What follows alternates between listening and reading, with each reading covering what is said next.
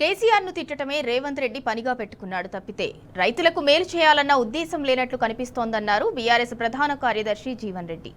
రైతులకు ప్రయోజనం చేర్చలేక రేవంత్ రెడ్డి ఒక విఫల ముఖ్యమంత్రిగా చరిత్రలో మిగిలిపోతాడన్నారు.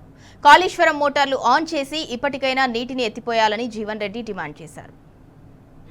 నిన్న క్యాబినెట్ సమావేశం పెట్టుకుంటే అందరం ఏమనుకున్నాము, ఇదేదో ఈ కన్నెపల్లి పంప్ హౌస్ లో నీటి ఎత్తిపోస్తానికి మరి ఏ విధంగా మనము చర్యలు చేపట్టాలనే అంశం చర్చిస్తాం అనుకున్నాం.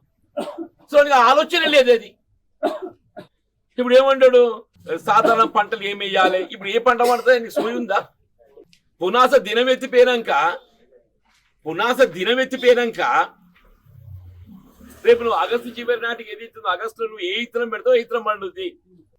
నీకు బావుల పైన ఆధారపడి వ్యవసాయం చేయాలి. నీకు బావుల పైన ఆధారపడి వ్యవసాయం చేయాలనే. నువ్వు ఏం పంట పెడతావు, వరి పెడతావా, మొక్కజొన్న పెడతావా, సోయా పెడతావా, నువ్వు ఏం పెట్టినా కానీ బావులపై ఆధారపడి చేయాలి.